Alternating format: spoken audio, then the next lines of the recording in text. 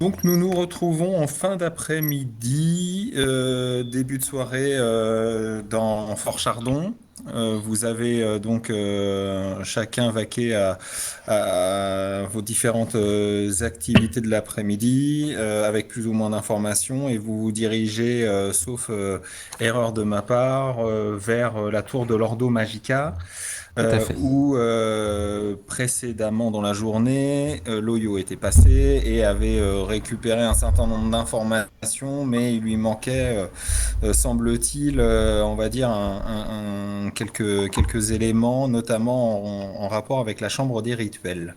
Et le fait que Maître Vernam ait été aperçu. Euh, dans cette tour et se soit rendu dans cette chambre qui se situe en haut de la tour. Voilà.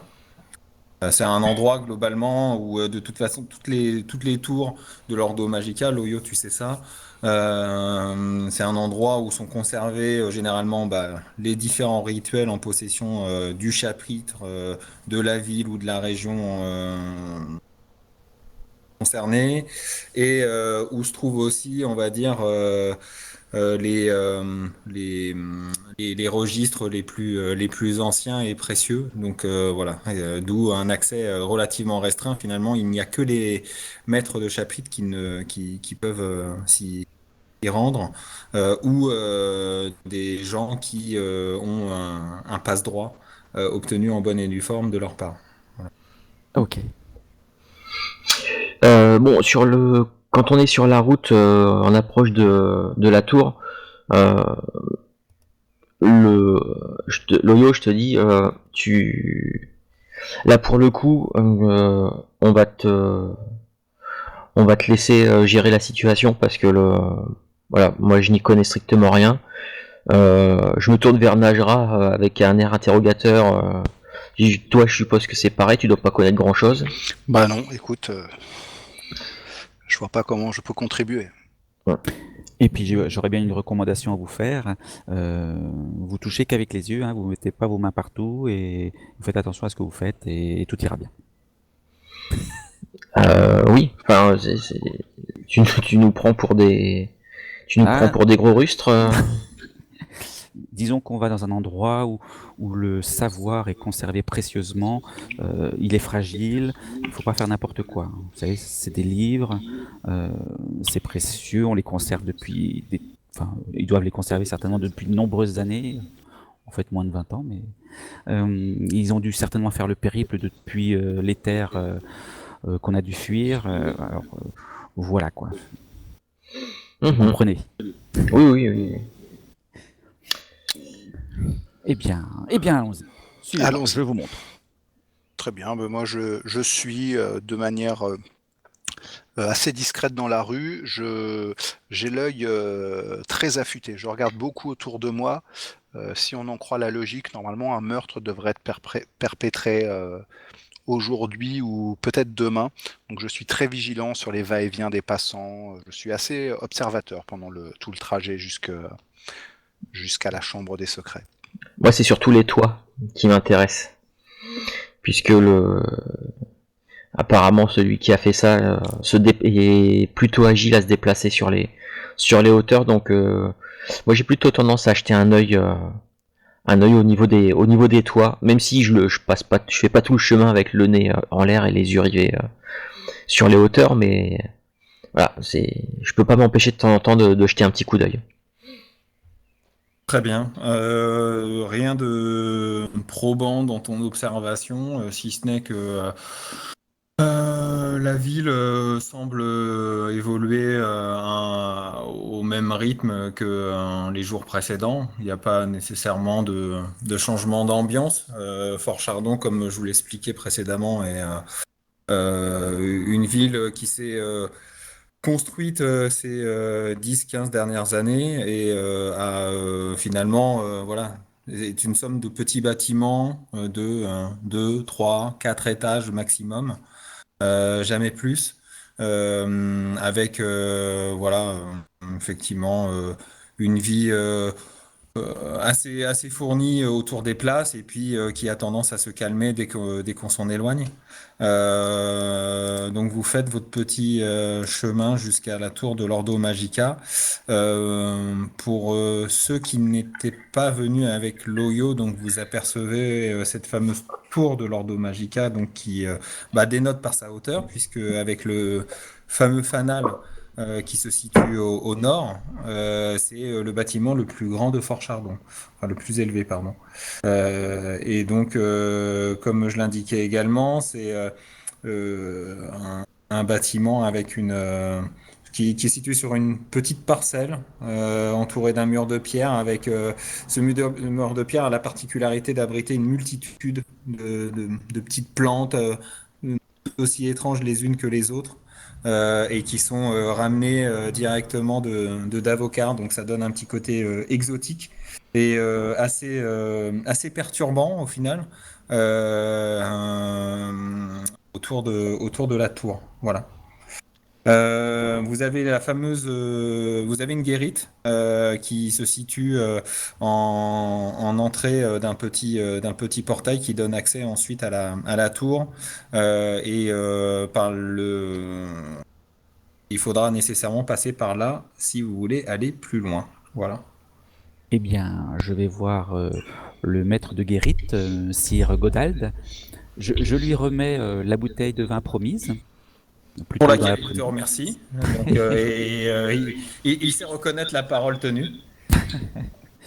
Et puis, je demande si je peux rentrer à nouveau dans la tour, sous sa bienveillance, accompagné de mes 5 amis, puisque je crois qu'il doit y avoir les 3 gardes qui nous accompagnent, les 3 soldats. Donc, voilà. Il t'explique globalement qu'il y aura la possibilité évidemment pour vous trois de pouvoir accéder à la tour. Par contre, les gardes restent à l'extérieur. Bon, Voilà. vous avez compris, les soldats? Moi, je fais un petit hochement de tête en regardant le mien pour lui dire attends-nous ici. Ils ne mouftent pas. Je pense qu'ils sont voilà, en attente en dehors de l'enceinte et ils attendront votre retour. Donc Godalg vous accompagne jusqu'à la tour. Jusqu'à l'entrée de la tour, vous avez un premier quand vous franchissez la porte d'accueil. Vous avez accès à un hall d'entrée assez large avec un bureau circulaire autour duquel, à l'intérieur et à l'extérieur, s'affairent pas mal de gens plutôt habillés, voilà, c'est le format lettré hein, qui est prédominant. Ça s'affaire beaucoup, ça copie beaucoup, ça échange beaucoup. Et vous pouvez voir qu'effectivement il y a une certaine effervescence. C'est un chapitre assez important. En tout cas, Loyo, tu sais que Fort Chardon est dans la mesure où c'est on va dire un avant-poste de la civilisation et donc du coup de l'Ordo Magica. Évidemment, il y a beaucoup de mouvements, beaucoup d'activités et que ces dernières années, le chapitre de Fort Chardon s'est considérablement développé. Hmm. Suite à ta première visite du matin, enfin de la journée, on vous fait pas attendre davantage et Godalg vous laisse à l'entrée, sachant que sa mission première est évidemment de retourner dans sa guérite. C'est un lettré qui prend le relais et qui vous conduit dans les étages de la tour en vous faisant un signe invitant à le suivre. Vous franchissez grâce à un escalier 4 étages et vous arrivez donc un palier où se situent plusieurs espaces. Ce ne sont pas véritablement des bureaux, plutôt des espaces cloisonnés qui permettent on va dire sous la forme de salon, d'avoir un échange plutôt confidentiel. Et j'ai envie de dire plus ou moins confidentiel. Voilà, les cloisons sont assez amovibles et peuvent s'agencer. Le lettré vous amène jusqu'au fond, vers une pièce où, pour le coup, voilà, vous acheminez très certainement vers le salon où se trouve Maître Eufrind. C'est en tout cas ce que vous indique le lettré lorsqu'il vous laisse au pas de l'ouverture. Voilà. Merci, mon brave. Eh bien, vous êtes prêts? Vous êtes bien habillés? Ok, je frappe à la porte. Parfait. Alors, Moi, en fait, tu n'as pas besoin de frapper à la porte dans la mesure où c'est un espèce de rideau, une tenture assez lourde qui fait office d'ouverture. D'accord. Ce fameux salon est effectivement fermé par un rideau. Exactement. Du coup, je suis bien gêné. Je frappe sur le montant sur le mur. Qui fait que tu entends une voix féminine. Qui me, Entrez. à ce moment-là, je pousse le lourd rideau et j'invite. j'emboîte le pas à Loyo. Voilà. Moi je rentre en dernière, mais je suis encore en train de réfléchir. Je comprends pas pourquoi Loyo a dit vous êtes bien habillé. C'est, Bah, je savais c'est pas offensant. je savais pas qu'il fallait s'habiller d'une façon particulière pour aller voir les mages. Moi, je trouvais que ma tunique crampo, mon armure de cuir, c'était suffisant. Je suis encore en train de réfléchir, de me demander pourquoi il a voulu dire ça, mais j'ai pas compris. Je salue bien bas Maître Frind. Donc vous voyez dans la salle lorsque vous arrivez donc une personne, on va dire d'un âge relativement avancé. C'est une femme euh, qui voilà a une tunique rouge assez vif avec autour d'elle une écharpe de couleur plutôt orange par-dessus et une coiffe qui cache une partie de sa chevelure. Assez âgée mais avec un port altier. Et qui visiblement est déjà affairé à un certain nombre d'examens de papier et de grimoires ouverts devant elle. Vous avez le sentiment qu'il va falloir aller assez vite dans votre requête. Eh bien, Maître Frind, permettez-moi de me présenter. Mage Loyo, L-H-O-I-O, et pas Loyo, Bon, faites vite là. L-O-I-H-O. Faites vite. J'ai pas que ça à faire, les présentations et l'énumération de l'alphabet sont pas nécessairement ce dont j'ai besoin en cette fin de journée. Ah, oui, alors d'accord. Je Nous t'avais sommes... dit qu'il fallait aller droit au but. Et tu vois, la façon dont on est habillé n'importe peu. Oui. Donc, Maître Frind, nous sommes sur les traces de Maître Vernam, pour lequel il y a eu un terrible malheur qui s'est produit. Mais bon, je fais court, vous devez certainement être au courant. Oui, Enfin, oui, effectivement, c'est pour ça que j'ai accepté de vous recevoir et que de cette façon, là maintenant, j'aimerais qu'on en vienne au fait. tout simplement, si vous nous permettez, avec Mhm. votre bienveillance et avec notre simple, humble sollicitation, nous aimerions accéder à la chambre des rituels, c'est-à-dire la même où il s'est rendu pas plus tard que hier après-midi. Hier après-midi, tout à fait. Si vous nous permettez. Elle prend une pipe et elle justement essaye de raviver le feu et progressivement se passe 2, 3, 4, 5 minutes hein, où une fumée commence à prendre place dans la pièce. Euh, Certes, mais avoir accès à la chambre des rituels n'est pas nécessairement offert aux non-initiés. Bon, Que faut- écoutez, madame, faut-il faire? Oui. comment vous dire? Je me nomme Najra Ombrelune et voici Kara. Mhm. Nous ne connaissons pas bien toute votre manière solennelle de vous présenter, votre bienséance. Donc, on va se permettre d'aller droit au but. Nous, C'est ce ce qui que je nous demande depuis tout à l'heure, intéresse, effectivement. c'est de comprendre pourquoi Maître Vernam et qui en a voulu à Maître Vernam pour commettre un tel crime. Et une piste nous mène jusqu'à cette fameuse chambre. Donc, j'imagine que Maître Vernam était quelqu'un que vous appréciez, vraisemblablement. Est-ce que je me trompe, chère madame? Voilà, c'est exactement ce que je Écoutez, voulais dire en fait. je pense que la question n'est pas de savoir si Si, j'appréciais ou pas c'est important de le savoir. Ça va nous permettre de c'est savoir si nullement, vous allez c'est nous aider ou nullement, non. nullement important et ça conditionnera pas de toute façon ma position.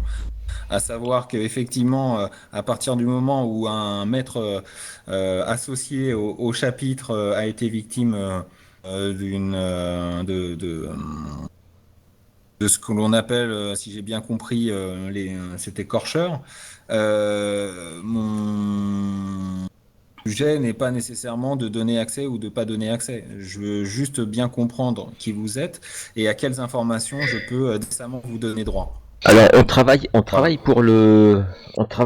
la garde. Euh... Ah mince, j'ai un trou, Ouais, je suis en train de le chercher aussi. le nom du capitaine de la garde. Marvello, capitaine Marvello. Bien On, vu. Très bien. on travaille pour lui. Et en fait, bon, je savais pas que, en fait, j'avais pas compris que Loyo voulait rentrer dans la chambre des rituels. Moi, à la base, je voulais venir ici, c'était pour vous poser des questions parce que le maître Vernam, il a été tué et il y a une histoire de quelqu'un qui lui a arraché sa peau. En fait, on soupçonne que la personne qui l'écorcheur entre guillemets porte bien son nom puisqu'il récupère les peaux, mais on se demande si par magie, par quelconque rituel, il s'en servirait pas pour revêtir l'apparence des personnes dont il a arraché la peau. Est-ce que c'est possible ça? Ah, écoutez, tout est malheureusement possible dans ce bas monde. Euh, Ceci étant, je pense que euh, la première des choses à vérifier, au-delà de donner un accès à la chambre des rituels, et encore une fois, je ne comprends pas en quoi ça pourrait vous aider, Moi non plus, hein, je sais pas. serait de voir si, pour vous donner la logique, chaque accès à la chambre des rituels nécessite une inscription sur le registre. Ce qui veut dire que si et c'est un registre particulier puisque toute visite à la chambre des rituels, en plus de l'accès à la tour, doit être consignée. Alors, Si, je me permets, je vous en prie. si, est-ce que sur le registre il note que son nom ou il note ce qu'il a l'intention d'y faire ou ce qu'il a fait dedans? C'est là où je voulais en venir, c'est que généralement on y vient, alors non pas pour consigner des activités, puisqu'on tient quand même à ce que les faits et gestes des maîtres de chapitre dont je fais partie restent, on va dire, confidentiels. Ceci étant dit, toute consultation d'ouvrage et ou emprunt d'ouvrage doit être consigné dans ce registre. Alors, est-ce que Loyo pourrait jeter un œil? Peut-être que les livres que Maître Vernam a consultés lui diront peut-être quelque chose. Et surtout, on a cru remarquer, euh, et ça, Loyo, je crois que c'est toi hein, qui a vu ça un peu plus tôt dans la journée. Certainement. Mais il me semble que tu as remarqué que certaines signatures de Maître Vernam en fait, ne sont pas de sa main. C'est ça. C'est ce que tu nous as dit, on a une lettre, Mhm. signée de Maître Vernam. Loyo, je suppose que c'est toi qui l'as dans tes affaires, avec laquelle vous pouvez même comparer la signature. Apparemment, c'est pas la même signature. Alors, est-ce que on va juste regarder la signature qu'il y a sur les registres? Ça pourrait peut-être nous renseigner. Voilà, c'est peut-être pas Maître Vernam qui est passé, même s'il lui ressemblait, il lui a volé sa peau. Nous soupçonnons un usurpateur. Écoutez, ça c'est. Alors, elle vous regarde d'une manière un peu dubitative, vous vous en doutez, et exige effectivement qu'on lui amène deux éléments, en plus d'exiger de votre part le document où figure la signature de Maître Vernam, d'avoir à la fois le registre des entrées de la tour et le registre des emprunts d'ouvrages liés à la chambre des rituels. Donc, vous observez qu'elle demande ses actions avec beaucoup d'autorité et qu'on ne tarde pas à lui amener les éléments, ce qui en dit long sur sa position au sein de l'Ordo Magica à Fort Chardon. Euh, Vous avez compris, et vous avez compris, Karaj, Narja. Veuillez respecter, veuillez emprunter le respect qui est dû à cette humble personne. Mais vous Noble ne m'avez personne. pas vu le moindre instant lui manquer de respect. Et j'ai rien, Cher Loyo. j'ai rien dit, j'ai rien touché. pendant que vous devisez, les registres sont apportés. Du coup, vous pouvez les consulter ainsi que montrer la lettre de Maître Vernam, ce qui permettra d'apporter la preuve. Et ça, Loyo, tu avais déjà fait cet exercice de démontrer, et ça se confirme, que le registre des entrées avec la signature de Maître Vernam est sensiblement différente que la signature qui est posée sur la lettre. Ouais, je reproduis la lettre, effectivement.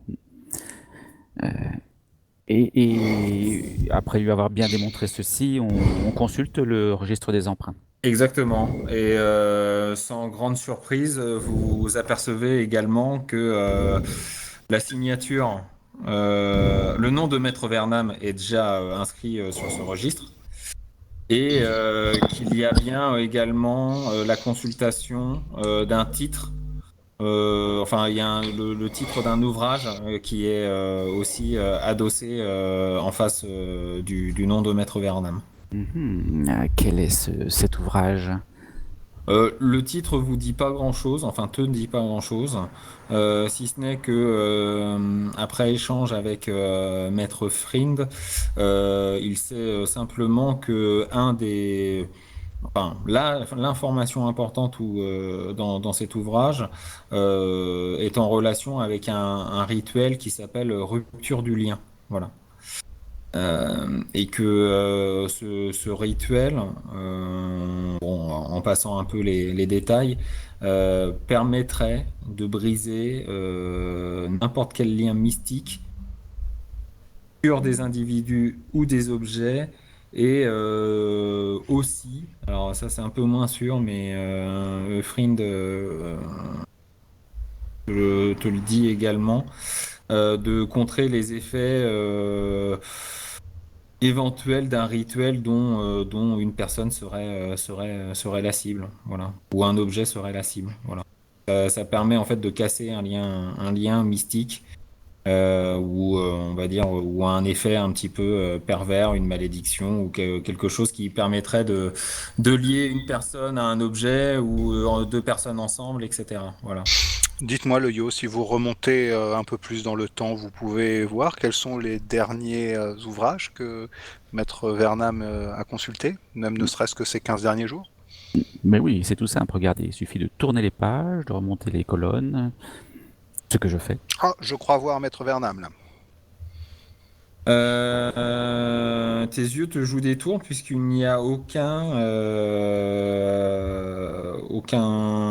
ligne en relation avec Maître Vernam sur les 10-15 pages que vous parcourez. Donc globalement, en regardant les éléments et les dates, ça remonte à, oui, voilà, sur les 15 derniers jours, il n'y a pas eu de visite, ni d'emprunt ou de consultation de la part de Maître Vernam. Et donc la Par contre, précédente remonte à quand? Voilà, si vous remontez un peu plus loin, vous avez des consultations sur des ouvrages, pas nécessairement voilà, en lien avec ce semble-t-il, était sa dernière consultation. C'est plutôt sur des rituels liés à des, comment on va dire, enfin, qui n'ont rien à voir avec justement un lien mystique ou quelque chose orienté sur, on va dire, une résolution. C'est plutôt de l'expérimentation, plutôt des recherches sur des composants, sur une partie sur herboristerie ou des choses un peu annexes, mais sans grand intérêt fondamental par rapport à ce qui semble être la recherche, la dernière recherche en Bon. date. Donc c'est bien cet ouvrage qui l'intéressait, lien mystique, malédiction, c'est ce que tu sembles dire, le yo, c'est ça? Cet ouvrage traiterait de ces sujets. Exactement. D'accord. Donc il se sentait en lien avec quelque chose ou un objet, ou peut-être il connaissait quelqu'un qu'il a voulu aider, lié Oui, mais à un objet, et il ce, aurait ce n'est essayé... pas Maître Vernam. Non, il a peut-être essayé d'aider quelqu'un qui s'est hélas retourné contre lui, que sais-je, et que peut-être que cette personne était liée à un objet, et qu'il a essayé d'aider cette personne pour rompre ce lien, ou Ou alors peut-être Maître Vernam. ou peut-être entre cette personne et un crâne, par exemple. Oui. Ou alors Maître Vernam était la personne qui a fait ça savait que Maître Vernam pourrait avoir accès plus facilement à ce type de bouquin. Même, je pense que, je sais pas, des mages, il doit pas y en avoir beaucoup à Fort Chardon, mais si j'ai bien compris, le Maître Vernam était un petit peu, T'es initié. il était un petit peu en dehors de la tour, si j'ai bien compris, Ah, avec exactement, oui, son, oui, il avait pris son indépendance et il avait fondé une académie, mais on va dire c'est pas lié forcément au chapitre de Fort Chardon en tant que tel, c'est que même par rapport à la capitale Indaros, il avait pris cette distance avec l'ordre de manière générale. et c'est pour ça, est-ce que finalement Maître Vernam n'est pas tombé uniquement parce que la personne, voilà, il était en dehors de l'Ordo Magica d'une certaine façon, et peut-être plus accessible, plus facilement le, donc plus facilement atteignable, mais que une fois avoir pris sa peau et pris son apparence, ça permettait d'ouvrir les portes de la bibliothèque. Alors que s'il s'en était pris à un mage de l'Ordo Magica, peut-être que ça aurait été beaucoup plus compliqué. La personne qui a fait ça aurait se serait trouvé face à quelqu'un de beaucoup plus puissant que Maître Vernam, ce genre de choses, je sais pas.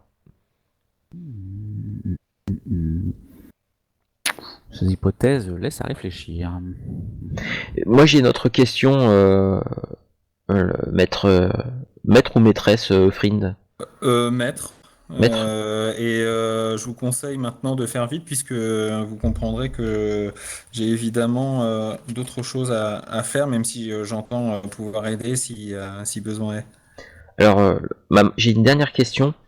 Mhm. Euh, Maître Vernam pensait que c'était lié, l'écorcheur et tout ça, c'était lié à une expédition de Gorak, euh, un type qui est allé dans Davokar, qui aurait dépouillé une tombe, la tombe du roi Urian, un roi simbarien, de ce qu'on a cru comprendre, et que il est revenu avec le crâne et tous ces hommes, mais que peu de temps après, ces hommes ont commencé à tomber soit de maladies, soit certains ont commencé à se transformer, certains ont été abattus par la garde. Voilà, c'est le genre d'histoire qu'on a entendu. Est-ce que, à votre connaissance, il pourrait y avoir une malédiction ou quelque chose comme ça lié au crâne qui affecterait tous ceux qui l'auraient en sa possession ou qui graviteraient autour? Ou est-ce que vous connaissez le tombeau du roi Urian Lo Apak? Alors, si je devais tenir une liste de l'ensemble des, on va dire, objets ou lieux bizarres de la forêt d'Avocat, je pense que je ne m'en sortirai pas. D'accord. Tout ce que je peux dire, c'est qu'effectivement, à partir du moment où on ramène un objet, quel qu'il soit, de cette forêt maudite, on a nécessairement à assumer les conséquences d'un tel acte. Ça, là-dessus, moi, c'est une position que je défends au sein de l'Ordo Magica. C'est très simple, voilà. Tout autant l'exploration est notre vertu et nous devons justement apporter de la civilisation où c'est possible de le faire. Par contre, ce qui est dans la forêt doit rester dans la forêt. À partir du moment où on ne sait pas maîtriser forcément les conséquences une fois que c'est revenu. Et typiquement, je pense que ce dont aujourd'hui vous me parlez est très certainement lié au fait que ce crâne, si tant est que ce soit cet objet-là qui puisse générer une pseudo-malédiction ou en tout cas un effet ou je sais pas quoi. Et il y a forcément un lien avec le rituel qui a été recherché par Maître Vernam. Une rupture du lien, typiquement, c'est évidemment, je pense que l'objectif principal, c'est de désolidariser un objet, l'emprise d'un objet sur un individu. C'est comme ça que je le verrais. D'accord. Mais je peux me tromper. Donc, je pense que c'est le lien logique. Si je peux aider sur, quant à vos réflexions, c'est vers là que je m'orienterai. Bon, il faut qu'on retrouve Gorak et son crâne pour en avoir le cœur net. Tout à fait. Bien, moi, Vous n'avez plus d'autres questions? non, je pense que... Moi, il m'en reste deux, probablement les plus importantes. Bon, faites vite le yo là. Ah oui, bien sûr, comme toujours. Alors, la plus importante, c'est, vous avez parlé d'initié. Comment fait-on pour devenir initié? Et ma deuxième, c'était ce livre des rituels de lien, de rupture du lien. Est-ce qu'il a été emprunté ou est-ce qu'il est toujours dans la tour? Alors, quand vous me dites initié, j'ai pas bien saisi votre première question, à vrai dire. C'est vous-même qui m'avez dit que pour accéder à la chambre des rituels, il Oui. fallait être initié. Oui, il faut être. En fait, seuls les maîtres de l'ordre ont accès à la chambre des rituels dans le temps normal. Seuls les maîtres. Donc, il n'y a pas d'autre accès. Les sous-fifres et autres lettrés qui traînent dans cette tour n'ont pas accès à cette pièce. Donc, hormis les quelques maîtres qui résident à Fort Chardon, aucune autre personne n'a la possibilité d'accéder à cette chambre, hormis sous notre autorisation express et présence également requise. Voilà. D'accord. Les sous-frifs, j'entends bien, les novices complètement, mais tout de même, les gens de ma stature, tout de même. Mais enfin, je peux le comprendre. Et J'espère donc, que vous le comprenez parce qu'effectivement, pour le moment, là, vous me donnez pas l'impression de pouvoir être à la hauteur d'un accès. voyons. Et donc, ce livre, il est toujours dans ces lieux, il est toujours entre ces murs, ou est-ce qu'il a été emprunté par Non, Maître Verne? le livre est toujours là. Ça, lorsqu'on vous avez commencé à regarder effectivement quel ouvrage, etc. Maître Frin a demandé rapidement a aussi un sbire qui passait par là de regarder comment au niveau de la chambre des rituels il y avait eu ou pas sortie d'ouvrage et c'est pas le cas. Sinon, vous auriez pu compter bien sûr sur moi pour vous le ramener en en bon état. Mais en attendant, nous allons faire toute la lumière sur cette histoire. Vous pouvez compter sur nous. Oui, je vois bien que vous êtes efficace. Et elle rigole enfin, il y a un demi-sourire sur son visage. Eh bien, nous n'allons pas abuser plus longtemps de votre précieux temps. Nous allons nous retirer, si vous le voulez bien. Chère madame. Elle ne daigne pas vous regarder plus que cela, si ce n'est de vous faire un salut très bref. C'est ça, Voilà. allez-y. Vous êtes encore là? Vous pouvez disposer. Et rapidement, merci. Bon, nous sort la pièce. Oui. Est-ce que, vu le moment de la journée, l'alchimiste aurait terminé ses travaux concernant le parchemin, enfin les lettres ensanglantées que nous lui avons remis? Ça peut se tenter. Vous pouvez repasser. Il t'avait dit qu'il y consacrait une bonne partie de sa journée, le plus long étant, on va dire, le traitement qu'il imposait sur le parchemin en question. Mais vous pouvez tenter. Loyo, Kara, je vous propose d'aller voir si l'alchimiste a fini son travail. Ça pourra peut-être nous apporter des éléments nouveaux. Oui, D'accord, tout à très bien. fait. Et vous voyez, ça s'est bien passé finalement. Grâce à ma présence, tout s'est absolument bien Heureusement que déroulé. vous étiez là, Loyo. Heureusement que Oui, vous étiez là. indéniablement. Mhm. Très Bah, bien. c'est- Je passe devant et je descends les 4 étages par les escaliers de l'Ordo Magica. Une Mhm. fois à l'entrée, je remercie le garde à qui Loyo a remis une bouteille de vin. Cher ami, merci, bonne journée. Je lance un regard à mon soldat et je me mets à partir en direction de l'échoppe de l'alchimiste. Je fais tout pareil. Très bien. Donc vous filez directement vers l'alchimiste. Alors, même chose, nous restons coup de Cara, je pense que nous devrions continuer à rester extrêmement vigilants. Peut-être que nous avons passé un point où nous sommes trop curieux et nous attirons peut-être les regards. Soyons vigilants. Ah oui, non, mais- Ne laissons rien au hasard. Il est normal que nous attirions les regards tout de même. Vous êtes accompagné par Loyo. Oui, mais pas forcément pour les bonnes raisons, Loyo. Ah oui, pardon, vous m'accompagnez, c'est vrai. Oui, et Je si. pars devant et je scrute tout autour de moi, tout au long du chemin. Et, Pareil qu'à l'aller, effectivement, voilà, vous semblez évoluer dans Fort Chardon qui évolue au même rythme. Hormis le fait que la nuit a commencé à tomber. On est vraiment en toute fin de journée. D'accord. En tout cas, Loyo, je n'ai pas côtoyé, je n'ai pas l'habitude de côtoyer les mages de l'Ordo Magica. Tu comprendras que moi, je côtoie plus les sorcières de Carvosti, mais jusqu'à la rencontre de Maître Frind, je te trouvais désagréable finalement, vu Allons comment elle donc. nous a reçus. Tu deviens tout de suite un peu plus sympathique. Je pense même que tu as une carrière à faire au sein de l'Ordo Magica. Vous comprenez. Ah, Un point pour Kara. Mais il- ils sont tous comme ça. Ils sont tous comme ça, les mages, les maîtres comme ça. nous sommes tous maîtres de la connaissance, bien entendu. Nous faisons tout nos possibles pour étendre cette connaissance à tout le monde. Donc, il est bien normal que nous ayons ce statut. Condescendance. Oui, c'est ce que j'allais dire. Pardon. Je cherchais le nom. Je Oui. reprends ma marche. Et vous arrivez devant devant la porte de l'alchimiste. Il y a, semble-t-il, de la lumière à l'intérieur. Je frappe à Voilà. la porte.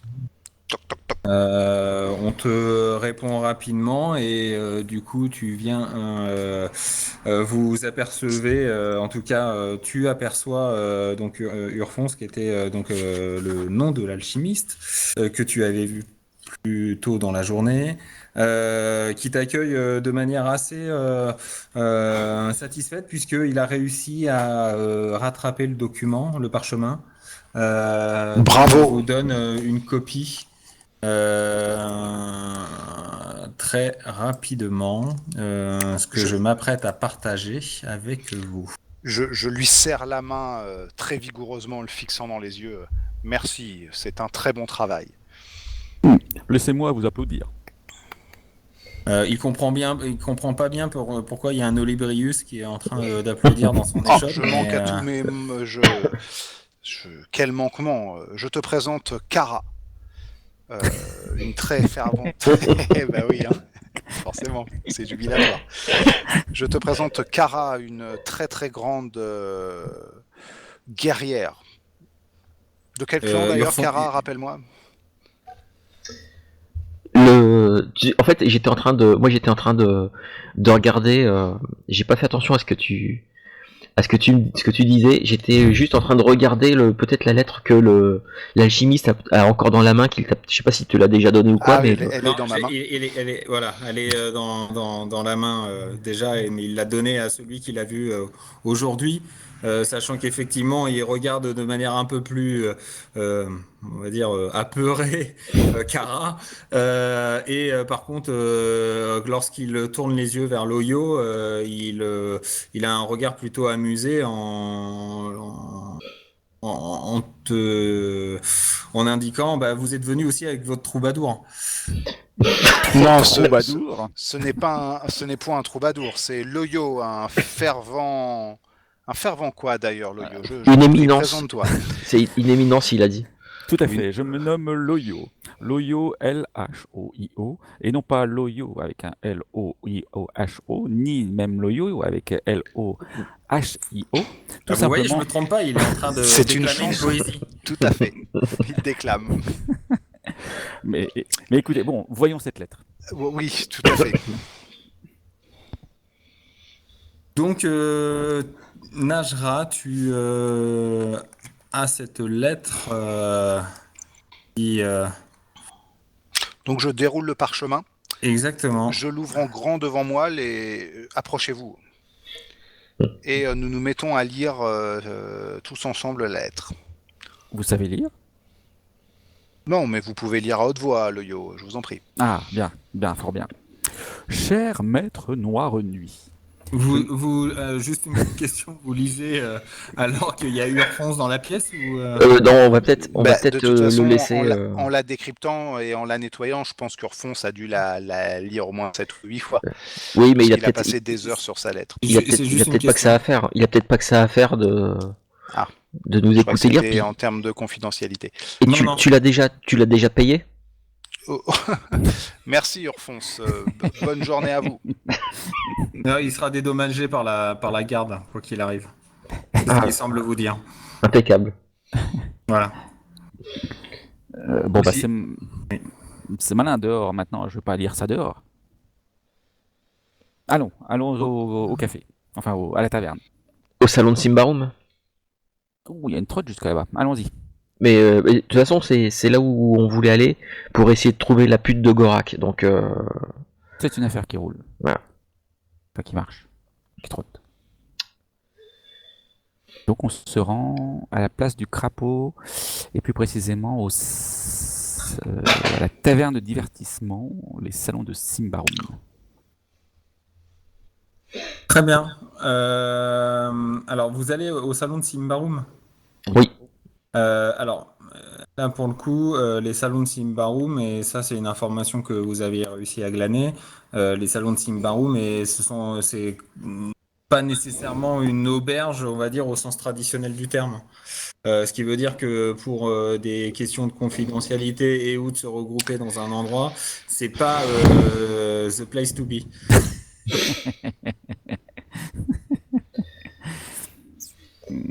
C'est en tout cas ce que vous aviez réussi à glaner tout au long de vos pérégrinations dans Fort Chardon. Il est vrai. Et je pense que je vous avais déjà indiqué la fois dernière que voilà, les salons de Simbarum, c'était voilà, un endroit plutôt où régnait la musique, une certaine effervescence, on va dire un certain goût aussi pour la luxure. Et les mœurs légères, peut-être. Exactement. Et éventuellement où on peut déclamer des poésies. Bon. Moi, je regarde une fois qu'on arrive devant le salon de Simbarum et qu'on se rend peut-être compte de la faune locale et des Non, des je pense que filles. ce n'est pas une bonne idée de rester ici. Il y a trop d'oreilles, trop d'yeux. Ah, Trop de choses. Ouais, trop de choses. Non, mais allons. Allons dans Mais- notre auberge. enfin, il va quand même falloir qu'on y rentre ici. On n'a pas fait tout ce chemin-là. Je pense qu'avant, il faut des vraiment pistes. lire cette lettre. Elle regorge forcément d'informations déterminantes. Bon, bah, il y a pas une petite taverne pas trop loin. On va se poser, on va boire Elle une abrite bière des ou un... regards et des oreilles. Oui, vous arrivez à trouver effectivement Un endroit, un espèce de bouge, mais pas au sens mal fréquenté, mais plutôt dépeuplé, où on a la capacité de vous servir un breuvage qui s'apparente à de la bière, Hmm. ou autre rafraîchissement pour ceux qui ne consommeraient pas ce nectar. Et vous pouvez vous installer pour prendre connaissance de cette lettre. Bon, allez, vas-y Loyo, fais-nous la Ah oui, lecture. je disais donc, cher maître Noir Nuit, je ne suis pas sans connaître les divergences d'opinion qui nous séparent, mais laissez-moi encore une fois tenter de vous expliquer pour quelles raisons je reste persuadé que l'expédition désastreuse menée par Gorak est liée au récent meurtre, cela même perpétré par celui que l'on surnomme l'écorcheur. Je sais que Gorak est venu vous trouver, tout comme je sais de sources nombreuses que le crâne du roi vous a été montré. Je suis également conscient que si un lien venait à être établi entre les meurtres et le crâne, cela pourrait s'avérer politiquement délicat. Le crâne du roi est porteur d'un mal qui infecte quiconque pose les mains dessus, un mal qui est celui de la corruption. Il semble que vous ayez échappé à son pouvoir destructeur, peut-être n'y avez-vous pas touché, auquel cas grand bien vous en a pris. Mes amis elfes m'ont rapporté que leurs devins ont vu le roi défunt leur apparaître en rêve, tandis que Gorak paradait en ville avec son trophée. Et ils sont revenus me dire, les visions n'ont pas cessé, ce qui signifie que les pouvoirs corrupteurs du crâne sont toujours à l'œuvre ici même, à Fort Chardon. Bien que j'ignore encore la nature exacte du lien qui unit tout cela aux meurtres et aux atrocités, je sais de sources sûres que l'écorchement est un art aussi ancien que funeste, qui trouve son origine dans les ténèbres. Jamais plus les ténèbres, maître Vernam. Nous devons absolument demander une entrevue avec ce maître Noir Nuit. C'est juste le maire de Fort Chardon. Ça Eh va ben, être. Très bien.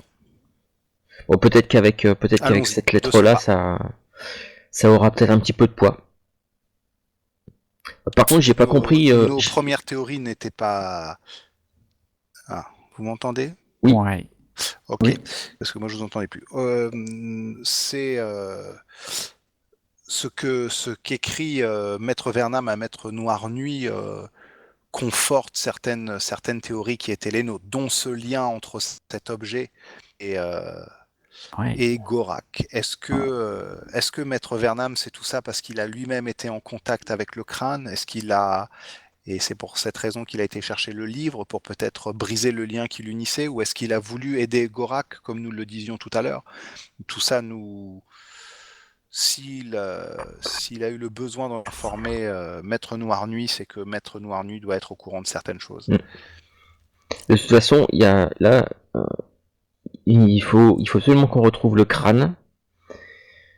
Il faut qu'on retrouve le crâne, donc il n'y a pas 36. C'est soit on retrouve Gorak, ou alors on va voir.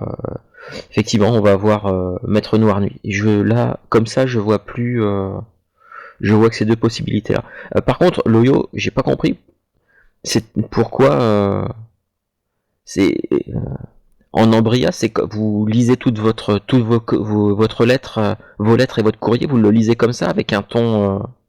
Ah ben, nous passons des années à apprendre la lecture dans des salons calfeutrés où nous nous exerçons à prononcer les mots le plus correctement possible.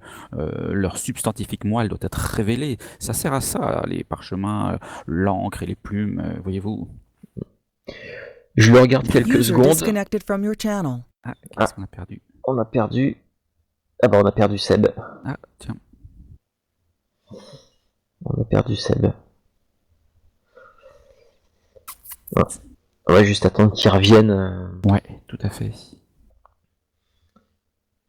Et Philippe, t'es toujours là? Oui. Ouais. Ça coupe? Non, ça coupe, mais... Ça coupe, ça y est? Depuis une demi-heure. Notre théorie était donc la bonne.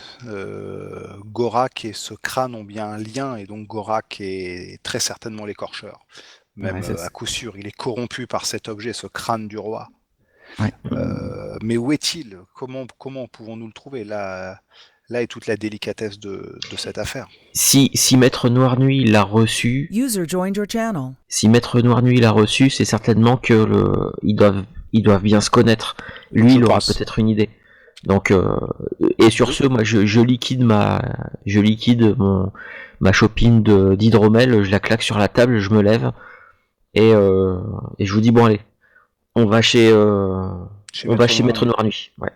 Je suis tout à fait d'accord. Allons lui demander une audience. Attendez, vous n'allez pas me laisser plier, quand même. Je me lève du bar, je bois ma chope entre les quelques mètres qui me séparent de la porte et je pose sur la dernière table ma chope vide. Et je sors. Ce qui veut dire qu'effectivement, c'est toi, Loyo, qui doit payer. Ah mais non, mais écoutez... Oui. Bon, ça fait combien? Une somme dérisoire pour toi, Mhm. mais qui te fait un petit peu mal. Ah bah carrément. Moi, je suis pas plein bras, moi, quand même pas. J'ai déjà tout dépensé dans de précieux parchemins.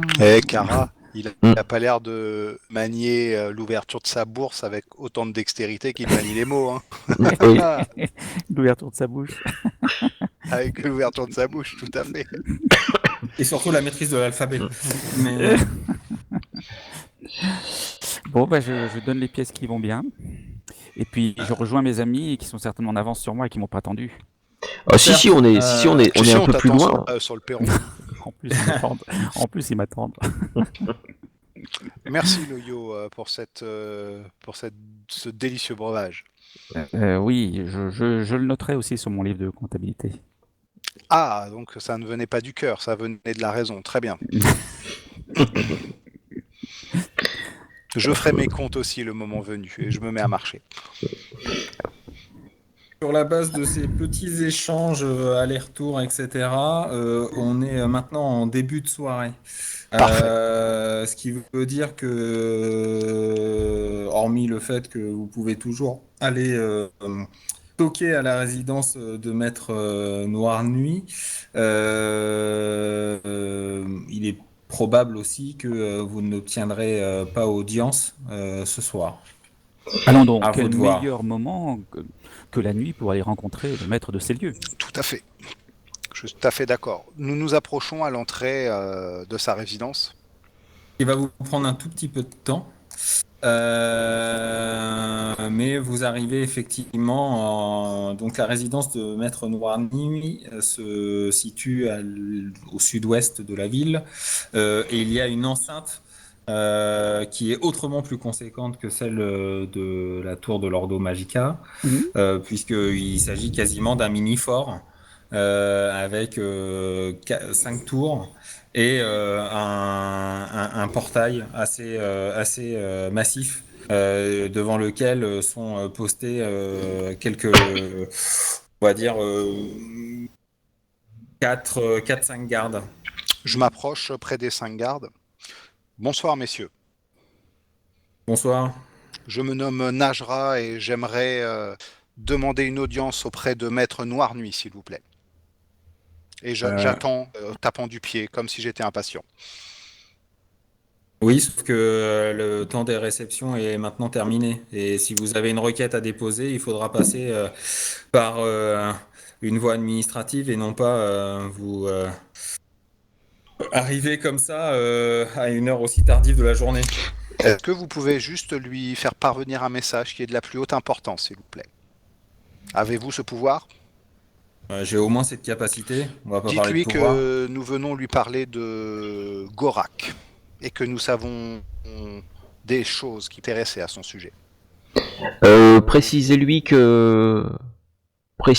aussi qu'on a probablement des informations sur celui qui écorche des gens dans sa cité et que il faudrait qu'il nous reçoive rapidement parce que ça risque de prendre des proportions nettement plus comment dire, voilà. Nous avons 3 minutes. Merci beaucoup en tout cas de lui apporter ce message. Nous attendons. Tu peux me faire un test sous persuasion? Et je me remets à taper du pied. Persuasion, il n'a pas besoin d'être persuadé là, il l'est déjà. Ça n'a pas l'air si simple, même si il accorde un certain crédit à ce que tu lui dis. Après, on est à une heure relativement tardière et aller déranger le maître Noir Nuit n'est pas chose aisée. Je peux Croyez-moi, peut-être- mon cher soldat, que si vous êtes le soldat qui lui apportez cette information, vous paraîtrez à ses yeux bien moins commun que bon nombre de soldats. Oui, ou j'ai la capacité aussi de revenir sans ma tête. Donc, Non, ça, autant vous dire que je vous garantis que ce connaissant ne le sera pas le cas. caractère du maître des lieux, il faut qu'il y ait on ait une très bonne raison pour pouvoir le faire.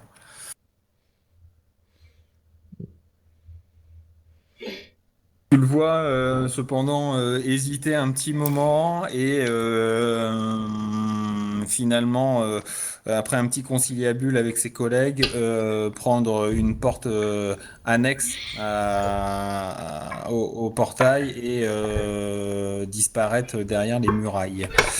Euh, Vous allez attendre un petit peu.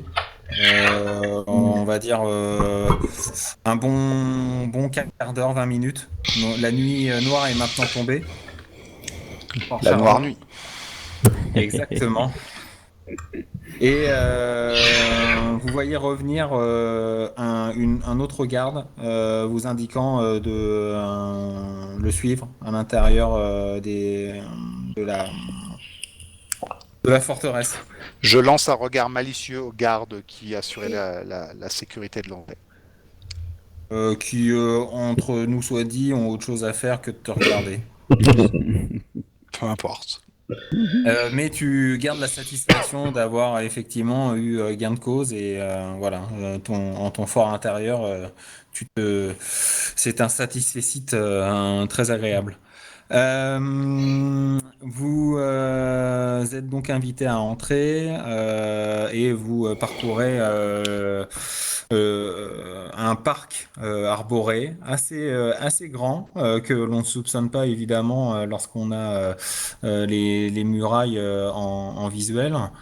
Sur le promontoire d'une petite colline, vous avez la résidence du maître des lieux qui apparaît. Alors difficilement parce qu'effectivement nous sommes en pleine nuit.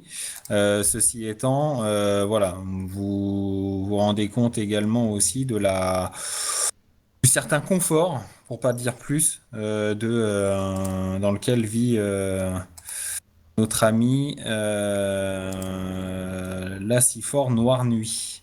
Euh, du coup, de la même façon, vous attendez quelques minutes, ouais, une dizaine de minutes dans un vestibule qui est relativement agréable, assez cosy, dans lequel vous pouvez vous installer, vous reposer, parce que mine de rien, vous n'avez pas arrêté toute la journée. Oui, je trouve. C'est aussi une pause fort bienvenue. J'en profite pour retirer mes choses et laisser un petit peu refroidir mes pieds. Euh, alors, il faudrait pas s'agir de prendre quand même trop ses aises, mais tout dépend de tes comparses en fait. Je peux t'assurer que certains se sont fait chasser de certains palais des seigneurs de Carvosti pour beaucoup moins que ça. Oh, bon, alors, Et moi, je l'imagine un instant en plein milieu de la nuit, perdu au fin fond de la forêt, des grandes forêts luxuriantes du Nord, et je souris. Carvosti doit avoir le nez bien délicat, tout de même. Bon, après, c'est vrai que quand vous vous baladez dans Fort Chardon, les odeurs ne sont pas forcément plus délicates. Ceci étant dit, en fin de journée, ça pique un peu quand même. J'aurais été probablement le premier jeûné si c'était pas mes propres odeurs. Exactement. Pour toi, finalement, il n'y a pas forcément grand-chose de changer. Ça se passe plutôt bien. Donc, après cette dizaine de minutes à humer euh, les odeurs de votre camarade, on vous fait passer dans une salle aux dimensions beaucoup plus imposantes, Et- C'est toujours escorté par le même garde. Vous êtes conduit dans une large pièce qui est meublée il y a une espèce de grande table vernie entourée de 10 chaises. On vous demande de vous installer en attendant que Maître Noir Nuit puisse être en mesure de vous recevoir. Ce n'est que la troisième attente pour vous, mais vous commencez à atteindre un certain degré d'exaspération lorsque vous voyez arriver avec une allure, on va dire, ralentie, ce qui semble être Maître Noir Nuit et une deuxième silhouette qui le suit de très près. Euh, Vous montrer à quoi ressemble l'individu qui vient vers vous. Hop. Euh, donc, voilà Monsieur Lassifor Noir Nuit. Est-ce que vous le Enchanté. voyez tous? Ah oui. Voilà, Euh, un individu assez massif, grande barbe, dégarnie sur le dessus, les yeux sombres, un nez assez proéminent et qui dégage une autorité naturelle assez évidente. Euh, il est accompagné par une personne que je suis de très près et dont l'allure est assez surprenante.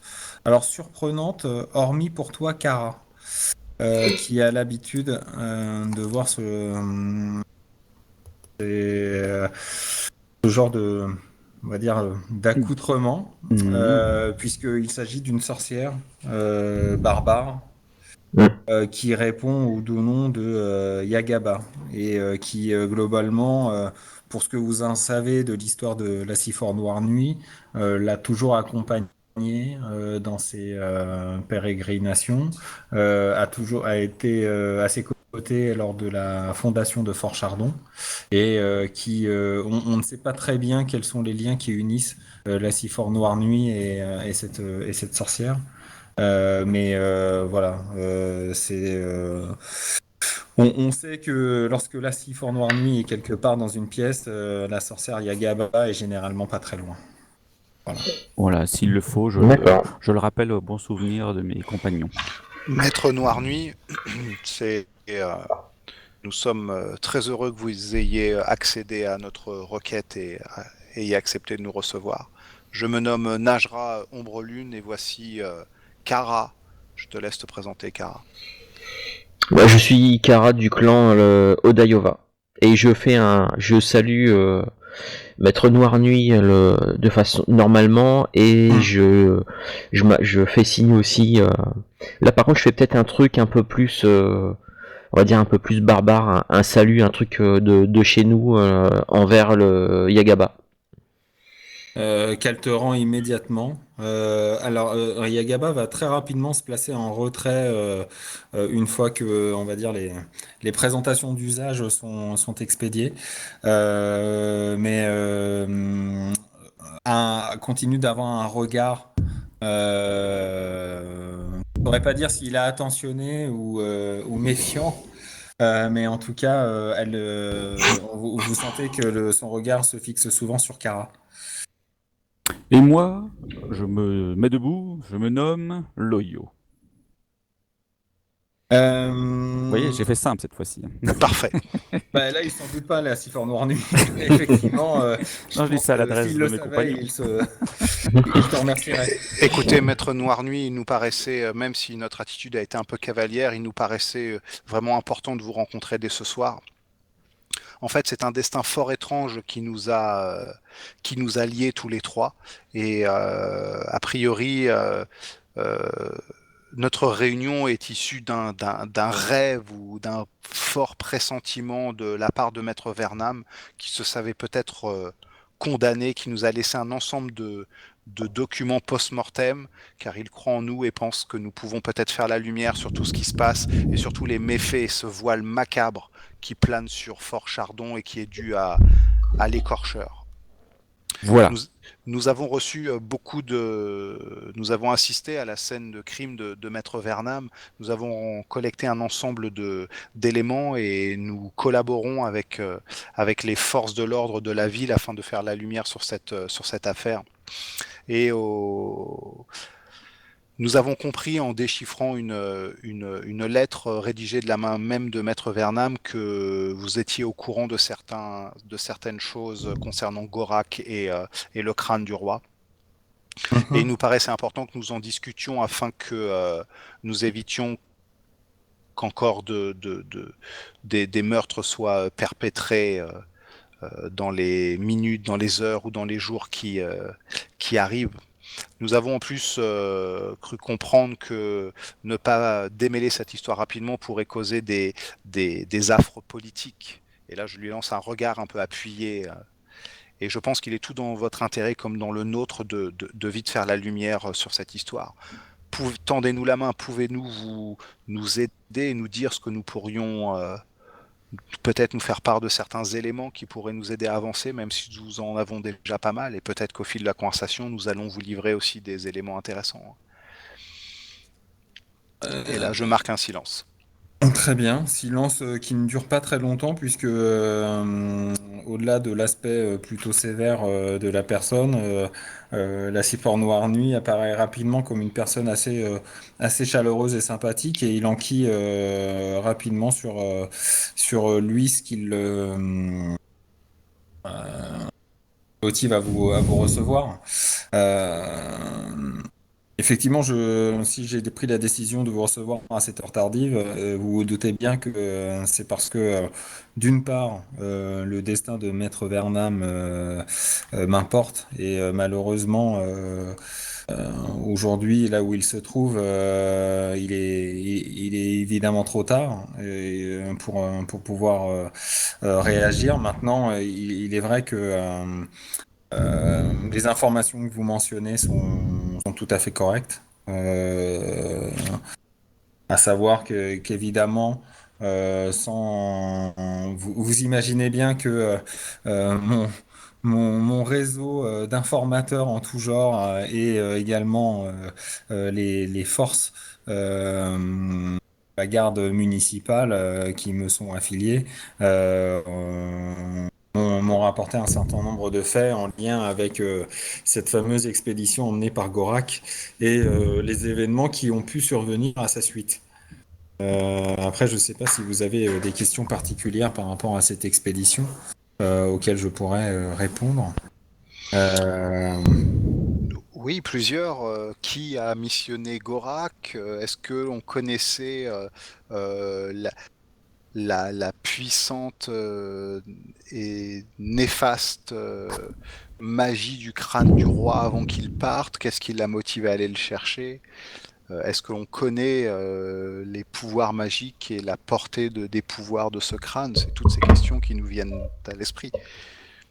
Alors, je vois que j'ai affaire évidemment à des personnes qui n'ont pas encore peut-être foulé les terres de la forêt de d'Avocat ou en tout cas pas dans ses profondeurs. C'est Il exact. a, il a un petit rictus de satisfaction parce que vous savez évidemment la légende de la Cipore Noire Nuit qui lui a bravé un certain nombre de ces dangers et c'est certainement on va dire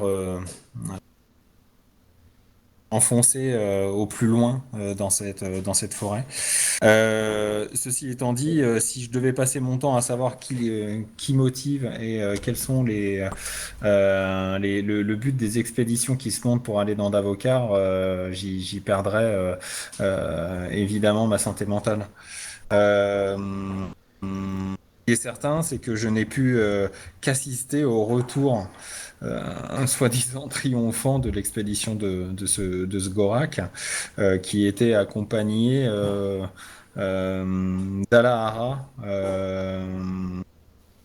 un compagnon de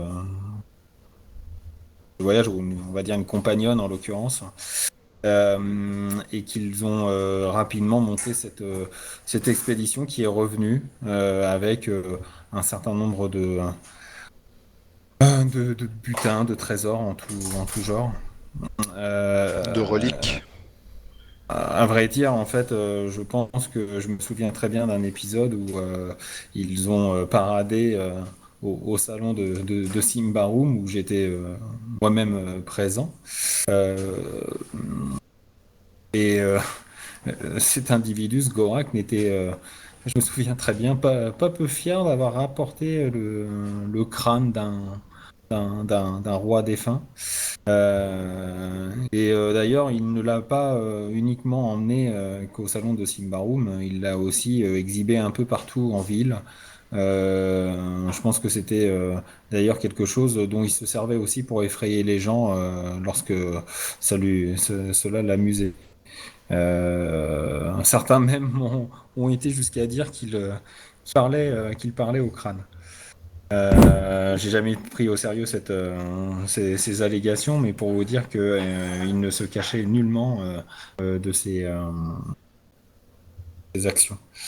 On a cru Nous pensons comprendre. vraisemblablement que Crane a pris le dessus sur sa manière d'être, sa manière de penser. Ça, je ne saurais pas nécessairement vous dire, puisque je ne suis pas expert dans ce genre d'art, ni on va dire, en lien avec la corruption.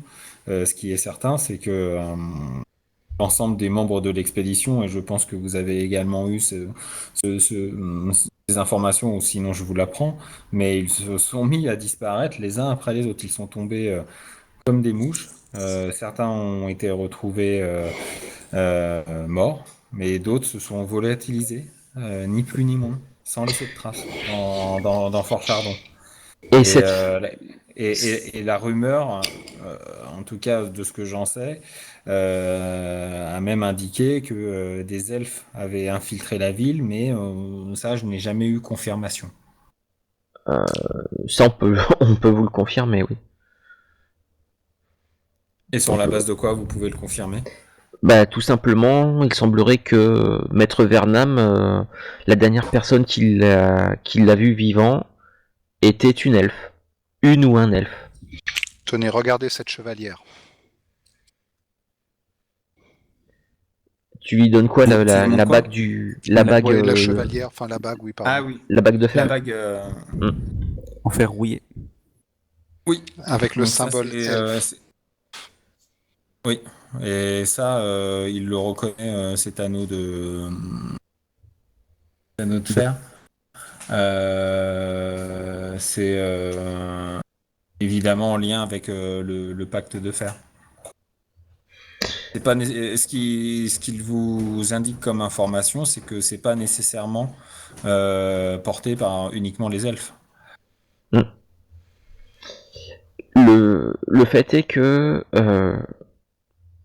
Maître Vernam, oui, parce qu'il y a Maître Vernam a écrit une lettre qu'il n'a pas eu le temps de vous donner a priori, vous mettant en garde contre les agissements de Gorak et le lien qu'il pourrait y avoir avec les meurtres de l'écorcheur.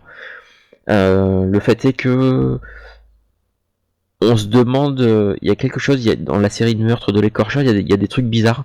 C'est qu'à chaque fois, la peau qui est retrouvée près du cadavre n'appartient pas au cadavre, c'est la peau de quelqu'un d'autre. Et on a retrouvé le corps de Maître Vernam, mais on n'a pas retrouvé sa peau. Donc quelqu'un se fait passer pour Maître Vernam, utilise de la magie de quelconque façon, je ne sais pas exactement, j'y connais pas grand chose, mais on pense que quelqu'un utilise cette magie-là pour prendre l'apparence de Maître Vernam, et depuis le début, Maître Vernam, dans ses lettres posthumes, avait l'air de dire que c'était lié au crâne, et nous on essaye de retrouver le crâne, d'autant plus que la personne qui s'est fait passer pour Maître Vernam avec sa peau a réussi à s'introduire dans la tour de l'Ordo Magica pour y lire un livre, y récupérer probablement un rituel qui permet de couper tout lien mystique ou magie, sorcellerie ou malédiction qui toucherait un objet ou une personne. Tout à fait ça. Voilà, et on pense que on pense que tout ça c'est lié, et donc on essaie de retrouver une trace de Gorak. Si tout ce qui est à l'origine de ça c'est le crâne, euh, on essaye de retrouver Gorak, de retrouver le crâne. Après, je sais pas ce qu'on en fera du crâne. Est-ce que même si c'est une idée complètement insensée, je pense que le plus simple, enfin le plus simple, non, le plus dangereux, mais le plus sage, serait de retourner déposer le crâne dans le tombeau d'où il a été arraché. Votre raisonnement est très intéressant, sauf que on sait, et malheureusement, je pense qu'on est tous au courant que Gorak et Alahara ont disparu également. Et pour le coup, il n'y a jamais eu de traces de leur retour à Fort Chardon ou quoi que ce soit. Donc le crâne a également disparu en même temps, en tout cas on l'imagine, que l'ensemble des membres de l'expédition, dont Gorak et Alar. Et tout ceci s'est produit il y a Tous combien de ceux, temps? bah, c'est en l'espace de quelques semaines, mais c'est passé. L'expédition s'est rassemblée il y a environ un peu moins d'un an. Et ils sont revenus quelques mois plus tard à Fort Chardon. Donc globalement, il y a 6 mois, on va dire 5-6 mois de cela, il y a eu le retour de l'expédition et ça fait 3 mois et demi, 4 mois que Gorak et Alahara n'ont pas donné signe de vie. Hmm. En tout cas, ont disparu de Fort Chardon. Et je me suis laissé dire que Gorak avait allait souvent au salon de Simbarum. Le, Mhm. Comme tous est ceux qui ont tendance à se vanter lorsqu'ils reviennent d'expédition. voilà, et je sais C'est pas plus. nécessairement on va dire, une distinction en soi. Non, non, mais il me semblait avoir entendu il y avait peut-être une femme qu'il allait voir régulièrement là-bas. Non, en tout cas, j'ai pas souvenir nécessairement. Des femmes, il y en a beaucoup. Maintenant, une femme en particulier, je ne saurais pas vous dire, mais je suis pas certain pour avoir croisé cet individu lors de cette soirée dans ces mêmes salons que c'était un homme qui semblait, on va dire, attaché à une et une seule femme. D'accord.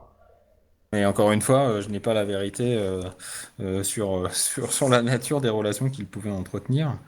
Ce qui est certain maintenant, moi, dans ce cadre-là, c'est que je souhaite que Fort Chardon retrouve de l'apaisement et qu'aujourd'hui, au regard du nombre de victimes qui commencent à s'accumuler, ma priorité est de mettre un terme aux agissements de l'écorcha. Et est-ce que vous voyez d'un bon œil que nous enquêtions et que nous essayions de résoudre cette affaire pour votre compte? Écoutez, j'ai évidemment missionné, et je pense que vous l'avez rencontré, le capitaine Marvello, qui est un de mes 3 capitaines de la garde municipale.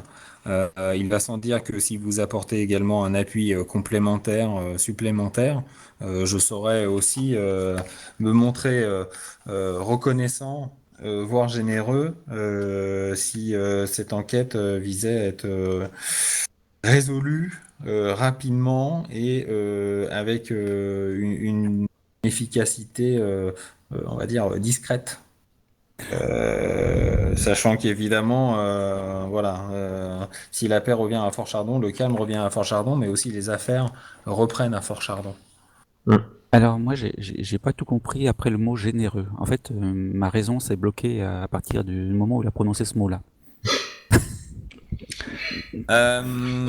Pendant ce temps-là, vous voyez Yagaba qui prend la dernière phrase de Maître Noir Nuit, semble prendre un petit peu d'élan et euh, fait écho à la discussion liée à, ce que vous sembliez évoquer sur le fait qu'il y avait une histoire de peau Mm. ou et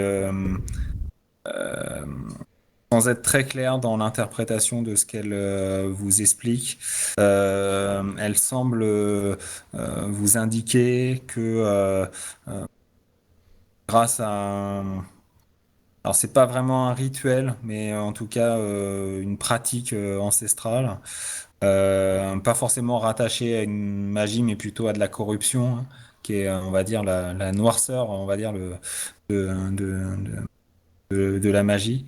Euh, Quelqu'un qui serait, on va dire, doué de pouvoirs mystiques. Elle a déjà entendu parler d'un rituel de conjuration qui s'appellerait linceul de sang et grâce auquel justement un initié pourrait écorcher le corps d'une victime et prendre son apparence pendant une journée. Mhm. Ouh, là, on a bien progressé, là. Ça... Qui en soi est évidemment, une fois que vous avez cette information on va dire en tête, pourrait potentiellement expliquer des phénomènes que vous avez observés. Sans en être certain, et elle ne sait absolument pas, c'est simplement on va dire, une connaissance extraite de savoir transmis, donc sans avoir la capacité de pouvoir le rattacher ou à un document, un livre ou quoi que ce soit, hein. Il En n'y a tout rien de cas, formalisé dans tout ça. d'accord, mais en tout cas, ce qu'elle avait l'air de dire, c'est que c'est quelqu'un qui est touché par la corruption, qui saurait maîtriser ça. Bah, à partir du moment où on maîtrise ce rituel, on s'expose à la corruption. D'accord. En De tout toute cas, façon, de manière générale, lorsqu'on utilise la magie, et ça c'est on est en méta-jeu, mais quand on utilise la magie dans Simbarum, on est nécessairement, on va dire, à un moment donné, exposé aussi à la corruption. D'accord. On prend un risque, en fait, en lançant des rituels, quelle que soit la nature. Bénéfique, maléfique ou quoi que ce soit, c'est quelque chose qui n'est pas dans l'ordre naturel des choses. D'accord, ok. On est toujours sur la corde raide. Après, il y a ce que, on va dire, toujours en méta-jeu, de la corruption, on va dire, dite temporaire, et puis de la corruption permanente. Voilà. Et ça va forcément induire des effets plus ou moins long terme sur les individus qui manipulent ces rituels. Voilà. et bien entendu, tout l'art de tout bon magicien est de maîtriser ce risque, tout comme le meunier maîtrise la vitesse de la roue de son moulin pour ne pas se faire broyer et pour broyer uniquement le grain qu'il transformera en pain. Enfin, en farine, pardon. D'accord. D'accord. Merci pour cet éclairage. Qui corrobore complètement tous les indices que nous avons recueillis jusqu'à présent. Si de moins ça s'avère être la vérité. Il nous reste tout de même à vous redonner quelque chose qui vous revient de droit, la lettre de Maître Vernam, que voici. Nous avons fait ce que nous avons pu pour la rendre lisible. Enfin, on a demandé à un alchimiste de le faire pour nous. Oui, Il voilà. il prend la lettre et la lit avec attention. Et effectivement, ça vient corroborer ce qu'il vous indiquait et ce qu'il pensait aussi. Et je pense que lui aussi apprend des choses par rapport à cette situation. Il est complètement d'accord sur la nécessité de retrouver d'une manière ou d'une autre soit Gorak et Alahara ou en tout cas des personnes qui auraient pu voilà, les connaître ou nous indiquer où aller. Évidemment, ces informations qui sont recueillies à travers la missive de Maître Vernam sont également très intéressantes. La seule chose qui nous reste complètement hors de portée, c'est que Gorak est parti, enfin a disparu il y a 3 mois et demi de cela, et il serait maintenant de retour. Mais comment fait-il pour être invisible, hors de portée, alors qu'il est là, et puis qu'il doit croiser certainement des tas de personnes, il doit Mais, certainement vivre quelque part, mais est-ce que c'est vraiment lui? Ah oui. Est-ce que c'est vraiment lui? Parce que de ce que Maître Noir Nuit a l'air de dire, le Gorak, d'accord, il est revenu d'expédition avec pas mal de choses, mais il arrêtait pas de se vanter, il faisait peur aux gens avec son crâne. J'ai un peu l'impression que c'était pas forcément le couteau le plus aiguisé du tiroir, ce Gorak. Et que donc quelqu'un aurait récupéré son crâne et que ce serait en fait toute une manigance menée par le crâne lui-même. Bah, je sais pas, est-ce que Alara, quel genre de femme était-elle, Alara? Et je Il demande saurait pas, ça à Maître Noir Nuit. il saurait pas te dire. Il a juste aperçu, il connaît le nom, mais après, derrière, il n'y a eu aucune discussion entre eux. Il faut qu'on aille au salon de Simbarum. S'il a été là-bas, il est peut-être allé avec une partie de ses hommes. Peut-être qu'Alara était là-bas aussi. Faut aller poser des questions là-bas, je pense. Et il me semble aussi que les premiers meurtres ont été commis tout près des salons de Simbarum. Oui. Ça vaudrait peut-être le coup aussi de jeter un œil sur les lieux. Que nous n'avons pas fait encore. Tous les lieux des crimes, à part celui de Maître Vernam, nous n'avons pas été les voir. Ouais, bon, on va faire ça alors. On va faire ça. Bien, je pense que voilà, je pense qu'on a assez embêté Maître Noir Nuit pour ce soir. On va peut-être le laisser et retraverser la ville une fois de plus pour retourner au salon de Simbarum. Concrètement, lorsqu'il vous disait que voilà, il s'arrangerait pour vous aider à sa manière, vous indique qu'il va rédiger une lettre qui vous garantissent l'autorité nécessaire pour enquêter. Alors, au-delà de la supervision, effectivement, avec le capitaine Marvello, vous n'aurez pas nécessairement besoin de repasser par la case de la garnison municipale pour demander une autorisation. Et on va dire, patente, cette lettre, vous permettra de solliciter tous les moyens que vous pourrez juger utiles si jamais vous étiez dans l'adversité ou vous avez besoin de solliciter la garde municipale. Ça signifie pour vous de pouvoir être beaucoup plus autonome aussi. D'accord, très bien. Voilà. Vous le sentez vraiment soucieux de la situation. Je pense que le fait d'avoir lu de plus la missive le conforte dans le souci de résoudre rapidement cette affaire. Ça vient renforcer évidemment ce qui vous expliquait par rapport à la nature du crâne et l'expédition qui, semble-t-il, au-delà de son bilan macabre, avait aussi voilà, entraîné son lot De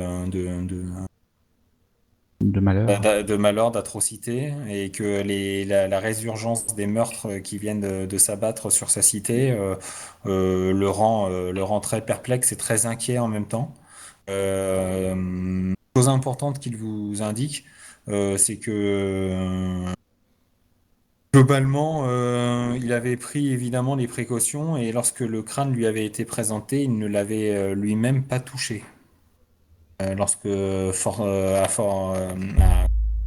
au salon de Simbarum, pardon, Gorak avait paradé, beaucoup avaient voilà, voulu toucher la dite relique, mais la Cifor Noire Nuit, également fort de son expérience, savait fortement que toucher un objet venant d'avocat est toujours un risque à ne pas prendre sans considération. D'accord. Et il vous enjoint évidemment à suivre ce conseil. Oui, apparemment, Maître Vernam en parlait aussi dans sa lettre, là. Ouais, ça me paraît une très bonne idée de suivre ce conseil. Bon, on file au salon de Simbarum, quitte. Là, on va retraverser une fois de plus la cité. Je commence à être fatigué. On va au salon de Simbarum, on va poser quelques questions, quitte à prendre peut-être si ça mène trop tard dans la nuit, soit y rester, soit à prendre à aller dormir dans les environs, dans une taverne, enfin dans une auberge.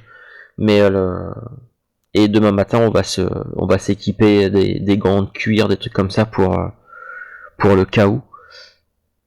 Mais je pense que ouais, aller poser des questions au salon de Simbarum. Là, comme Tout à ça, fait. Tout à fait d'accord. avec la fatigue, pour l'instant, je vois que ça.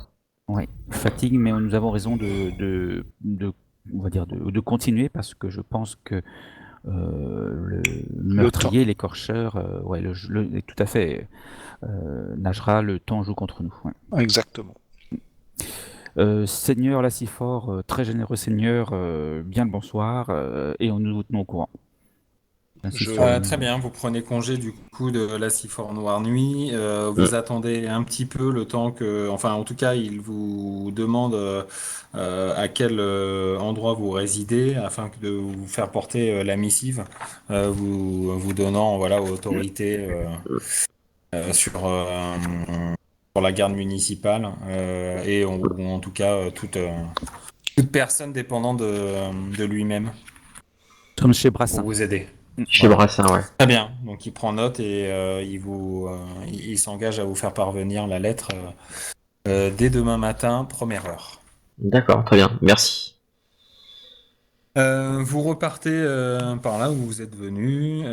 Évidemment, là, on est à une heure assez avancée de la soirée. On n'est pas loin de maintenant 11h30, minuit. Enfin, ce qui veut dire que aller au salon de Simbarum est encore possible. Et même Mais conseiller. il va falloir très rapidement se hâter à travers la ville. Ah, d'accord. Très bien, bah, nous nous dépêchons. Je Euh, vérifiais juste que nous ne soyons pas suivis à chaque fois que nous changeons de direction, nous prenons une rue perpendiculaire. Je vérifie que derrière personne nous suit. Ce n'est absolument pas le cas. Fort de ces précautions, vous ne voyez pas d'activité suspecte à votre endroit et vous arrivez quelques, on va dire, temps après devant l'établissement dénommé les Salons de Simbarum, qui est une espèce de grande bâtisse de 4 étages. Euh, qui vous fait face et vous avez voilà un portier qui est accompagné d'un troll pour faire le ménage au cas où il y aurait des troubles Des débordements. devant l'entrée. C'est ça, exactement. Un troll de trouble, j'en ai jamais vu, moi. Des Écoute, débordements, ouais. moi non plus. Je ne te conseille pas de tâter de sa masse. Bon, écartez-vous, messieurs, nous rentrons. Tu dis ça à qui? Au troll, il dit à ça au celui qui... à celui qui est devant la porte.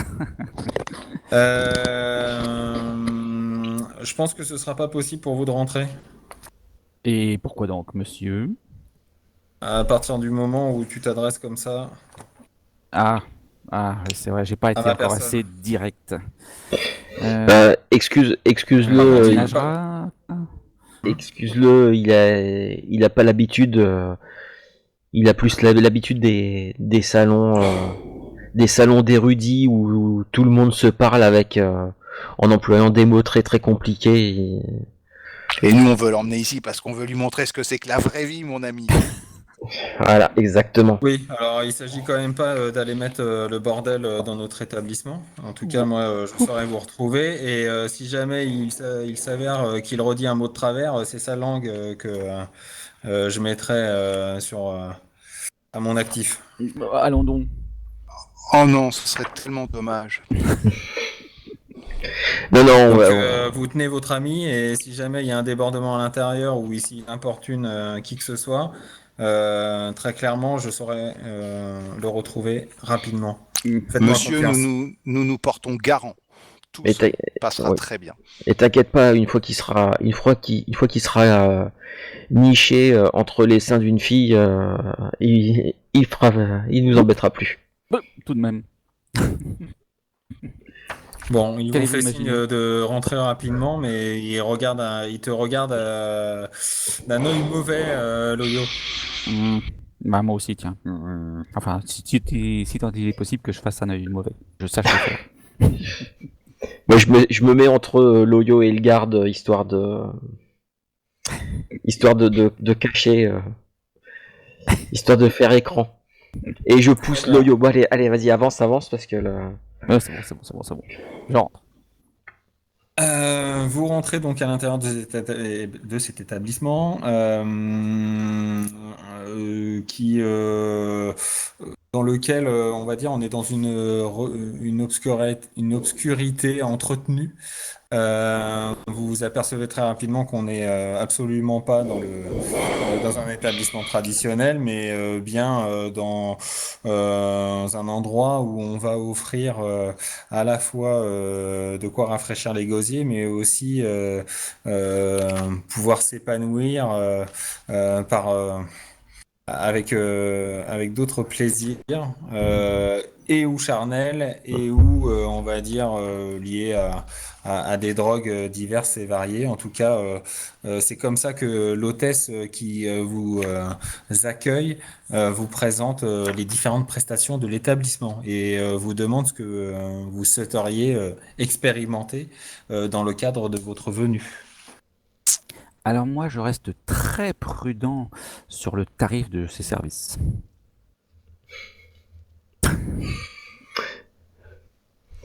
bah moi, je voudrais juste boire dans un premier temps.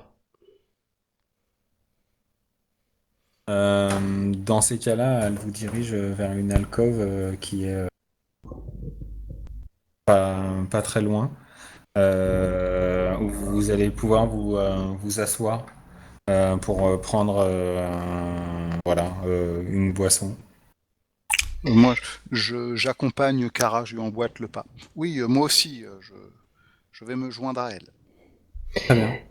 Et à un moment donné où elle revient avec une chopine de bière, d'hydromel ou quoi que ce soit, j'en profite pour lui demander, parce que j'ai entendu dire que enfin, on nous a recommandé l'établissement, quelqu'un qui le fréquente, qui l'a fréquenté assidûment à une certaine époque. Euh, Est-ce que ça te dit quelque chose, un certain Gorak, un type qui s'amusait à brandir un crâne il y a ça quelques semaines ou quelques mois, ça te parle ce type? Euh, Non, ça me revient pas immédiatement.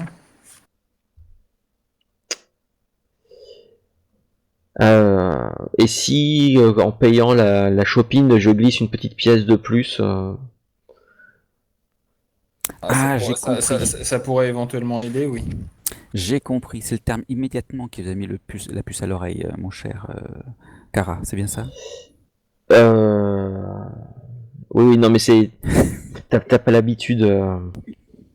Ah, mais c'est quand même technique, cette phraséologie, tout de même. Ouais.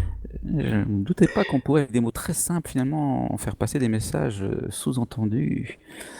Tout de même. Alors regarde, est-ce que t'as fait voir un peu, est-ce que t'as quelques pièces? Non, plus guère, en fait. Bon, j'en ai bien encore quelques-unes, oui.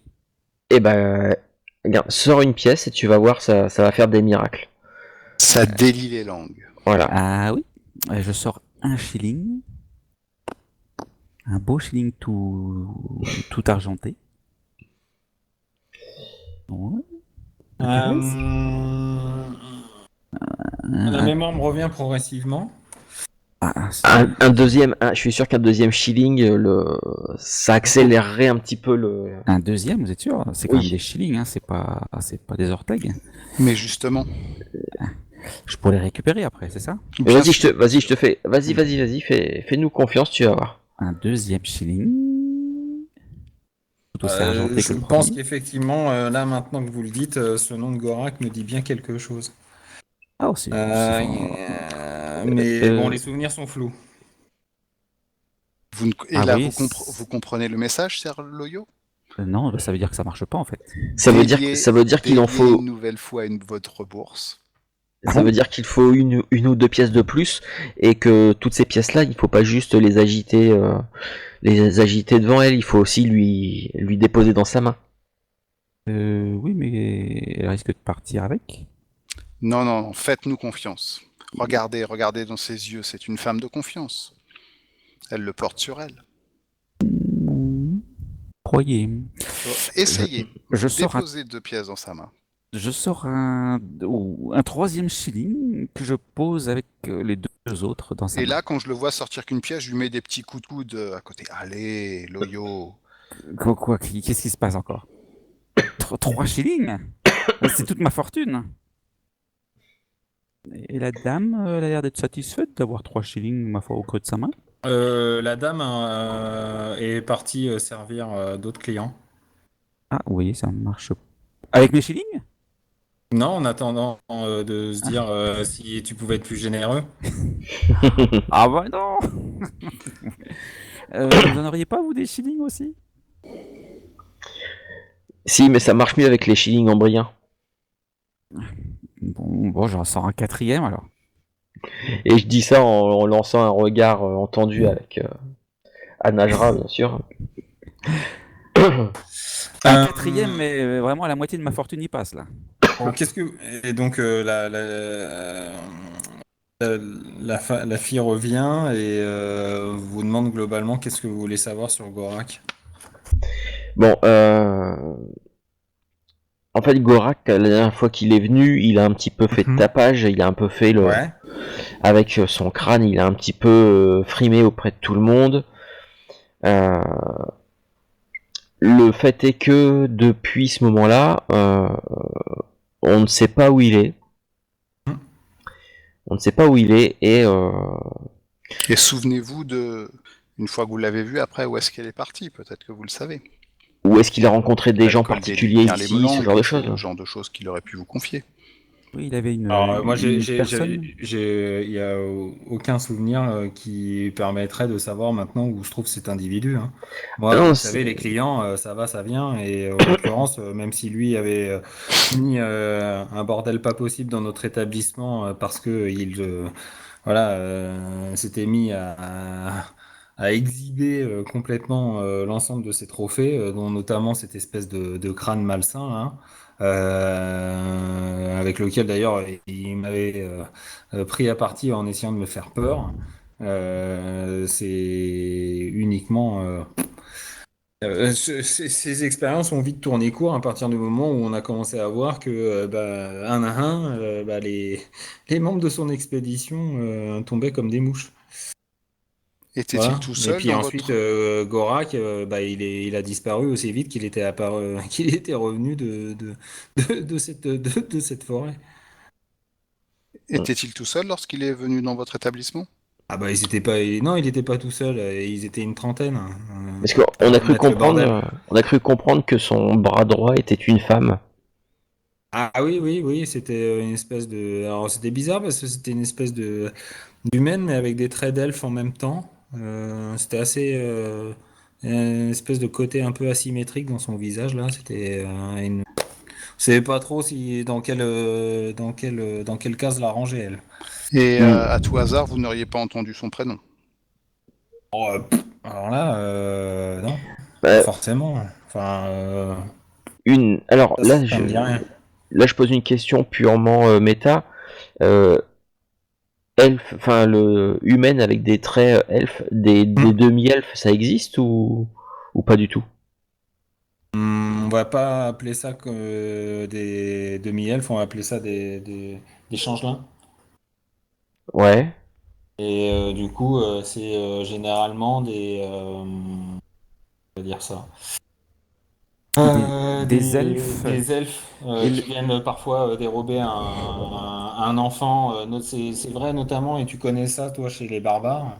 où Mhm. les elfes viennent parfois dérober un enfant pour le remplacer par un changelin. Et un changelin, en fait, c'est ni plus ni moins que ça a l'apparence d'un enfant, d'un humain, pardon, durant son enfance. Et après, ça commence à développer progressivement des traits plus elfiques au moment de l'adolescence.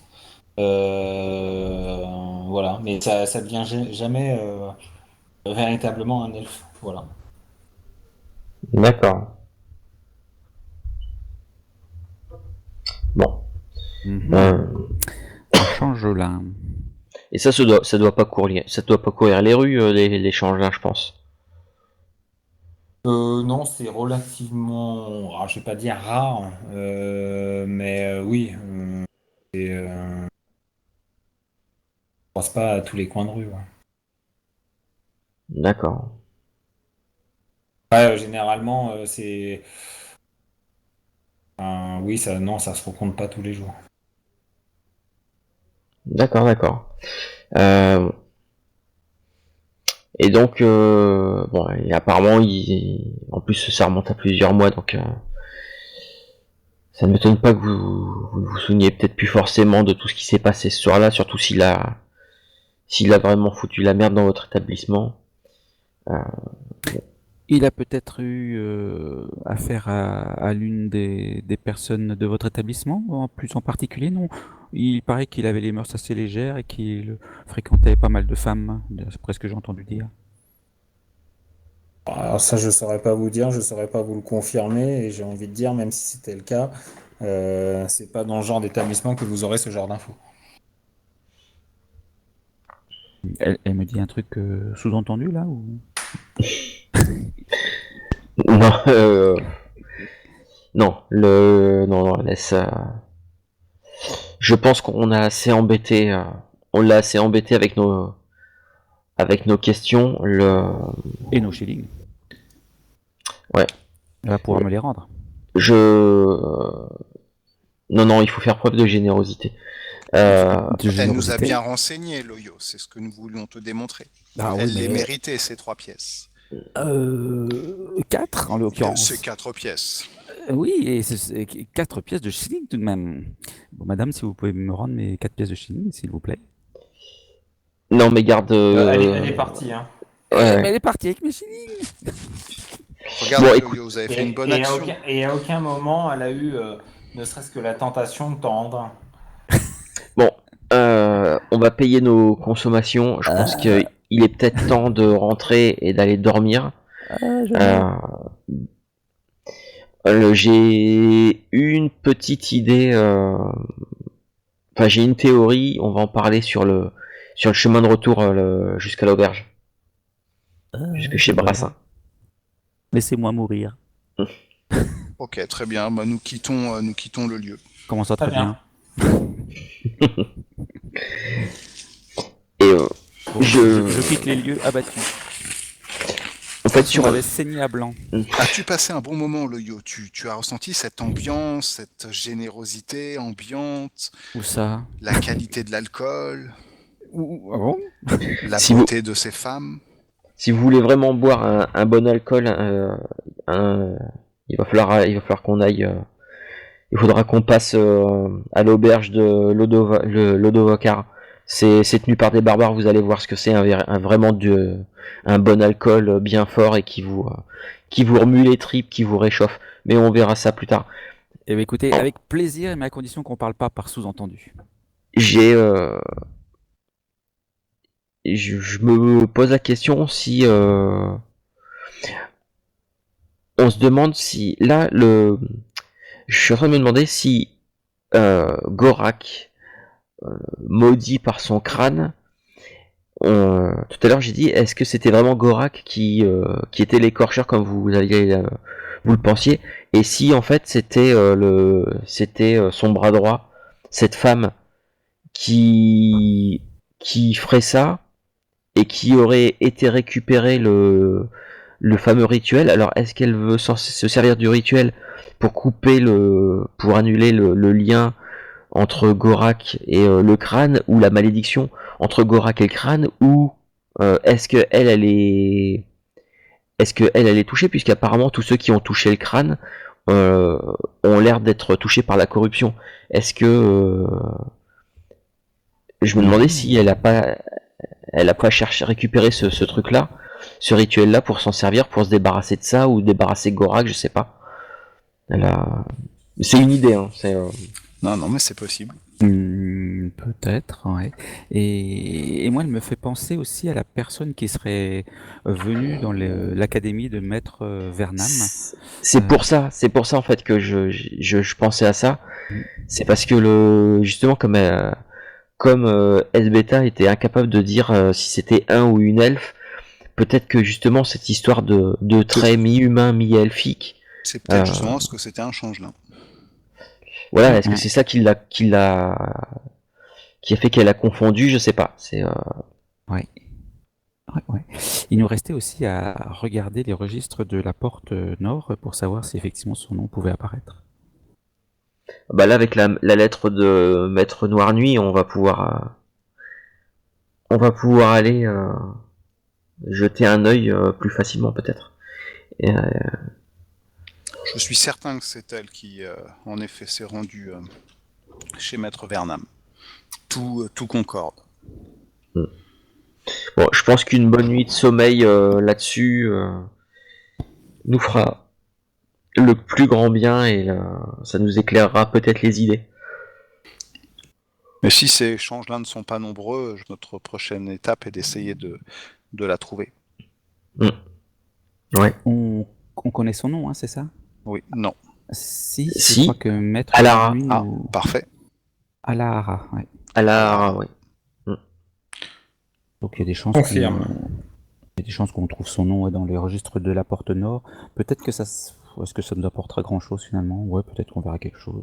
Bon, on peut, c'est une hypothèse, c'est sûr, on peut essayer. On est juste à côté des lieux du crime, et on verra rien par cette nuit bien avancée, je suppose. Non, mais de toute façon, c'était dans un entrepôt proche des salons de Symbaroum. Oui.